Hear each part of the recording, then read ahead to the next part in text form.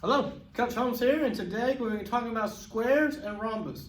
Squares is what we heard or seen before. Rhombus may be something new to y'all. It may be a little bit new, but a rhombus is pretty simple.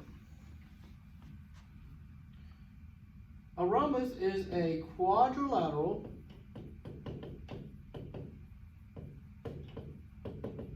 with four congruent sides. Okay? A rhombus is a quadrilateral with four congruent sides. That's basically it. It just has to have four equal sides. Now, a square is like a rhombus, but there's an additional thing to it. And again, it's probably one of the most well-known quadrilaterals out there. It's a quadrilateral with four congruent sides and four right angles.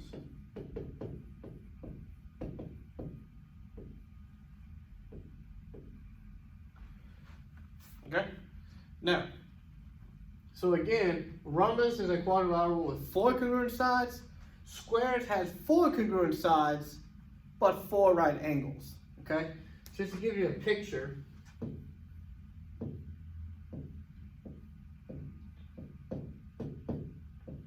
a rhombus can be a shape like this, but the sides are congruent.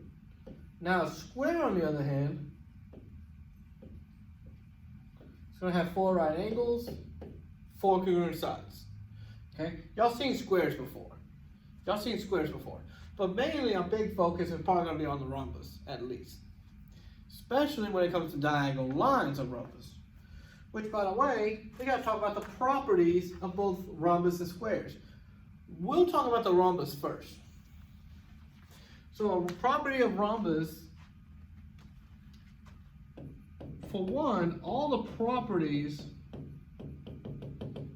it has all the properties of parallelograms. So everything that describes a parallelogram, just like the opposite sides being parallel, opposite sides are congruent, opposite angles are congruent, those apply to rhombus. Everything about a parallelogram applies to rhombus. Now another thing is that diagonals are perpendicular. Which, if we remember what perpendicular is when two lines intersect to make right angles.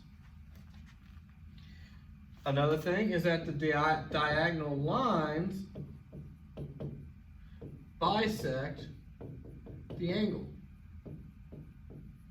So basically, anytime I make a diagonal line in a rhombus, it actually cuts the angle in half. So for example, if the actual angle is 40, and I draw a diagonal line through the angle, each angle is going to be half of 40, which is 20. Just an example. And another thing, all sides are congruent. All right?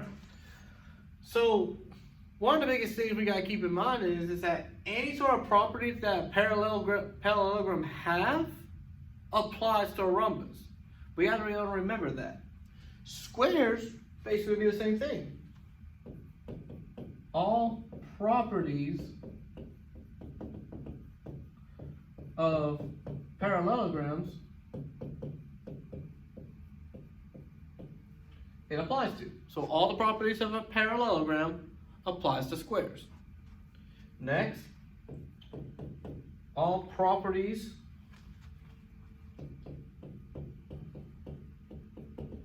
of a rectangle applies to squares. Okay?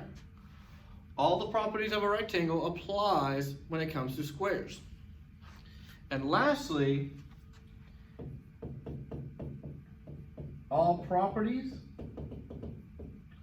of rhombus applies to squares as well. So even the diagonal lines being perpendicular applies to squares. Diagonal bisecting angle applies to squares. And of course, all sides are congruent applies to squares. So everything about a rhombus applies to squares. So squares are very unique because every property for each a parallelogram, a rectangle, and a rhombus applies to squares. Now, I want to look at this problem real quick.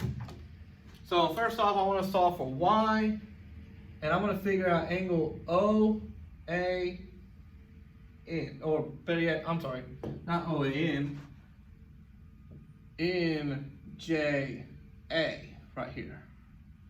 I want to figure out that angle right here. That I'm drawing in red. Sorry. Extend this line to A. Okay?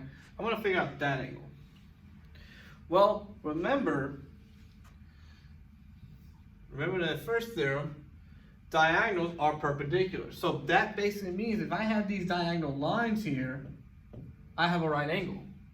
So if this is a right angle, all of this around is angle 3 is 90 degrees. So that means I'm going to say 90 is equal to y squared minus 31.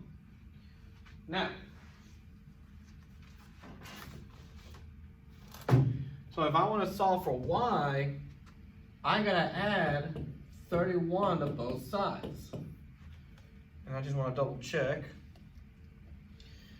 So 90 plus 31 is 121 equals y squared.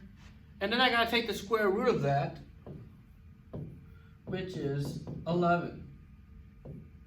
Now, just thinking about it, it can be plus or minus 11 because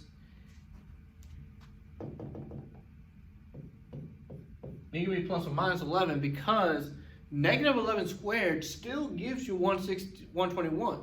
Just like a positive 11 squared gives you 121. So it could be either or. Okay? So just be aware that if I'm taking a square root of something, it could be positive or negative. Alright? In this case anyways. In this case where we're just solving for y.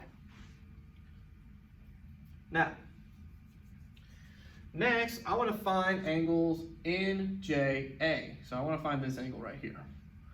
Well, first off, if I know that angle OAN is equal to 58,